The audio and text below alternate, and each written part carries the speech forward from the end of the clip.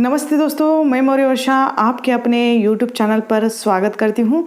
आज हम अष्टछाप के कवियों में से तीसरे नंबर के जो कवि है कृष्णदास का परिचय देखने वाले हैं। पिछले वीडियो में हमने सूरदास का परिचय देखा था, उसके पहले कुंभनदास का देखा था। आज हम तीसरे जो अष्टछाप के कवि है कृष्णदास का परिचय देखने वाले हैं। ठीक है, तो चलिए देख लेते हैं। जन्म इनका संवत 1553 और 1496 में गुजरात चिलोतरा नामक ग्राम में इनका जन्म हुआ है। मृत्यु संवत 1636 और 1578, यानी अलग अलग जन्म के बारे में मैंने पहले ही आप लोगों को बता दिया है। बहुत सारी किताबों में अलग अलग ईस्वी मिलता है। बहुत सारे तर्क वितर्क भी होते हैं कि ये जन्म और मृत्यु में अंतर बहुत है, कम है। प्राचीन जितने भी कवि हैं उनके बारे में थोड़ा बहुत तो मतांतर मतभेद है ही, आलोचकों में है। ठीक है, तो इसमें आपको कन्फ्यूजन में बिल्कुल नहीं पड़ना है। ठीक है, इनके गुरु का नाम वल्लभाचार्य है। जैसे अष्टछाप के जो आठों कवि है, 4 वल्लभाचार्य के और 4 विट्ठलनाथ के शिष्य है। ठीक है, तो हमने पहले वाले जो देखे थे कुंभनदास और सूरदास, वे भी वल्लभाचार्य के शिष्य थे, और तीसरे जो कृष्णदास भी वल्लभाचार्य के शिष्य है।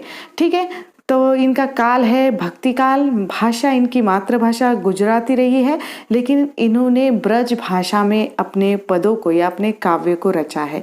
ठीक है, मातृभाषा गुजराती होते हुए भी उन्होंने ब्रज भाषा का सहारा अपने काव्य के लिए लिया है। इनकी रचनाएं ग्रंथ 2 ही मिलते हैं, जैसे जुगेल मान चरित्र और भ्रमर गीत प्रेम तत्व निरूपण।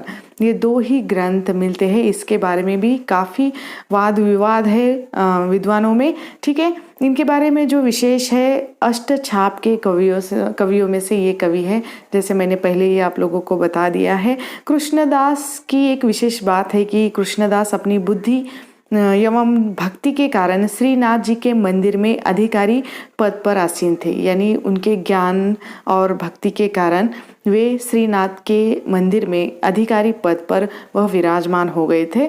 गोस्वामी विट्ठलनाथ इनके प्रशंसक थे, यानी इनके गुरु वल्लभाचार्य थे, लेकिन विट्ठलनाथ भी इनके प्रशंसक थे। लेकिन होता ऐसा है कि वल्लभाचार्य की जब मृत्यु हो जाती है, उसके बाद श्री जो नाथ जी के जो मठ है, उस मठ के गद्दी के बारे में या गद्दी विवाद में बहुत सारा वाद विवाद होता है, और उसमें विट्ठलनाथ से इनका मतभेद हो जाता है। किसका? कृष्णदास का।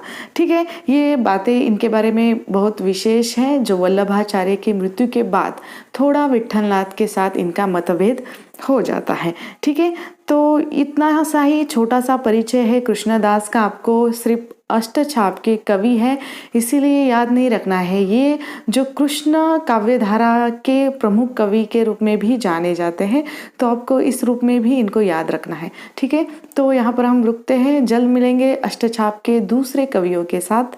तब तक के लिए धन्यवाद।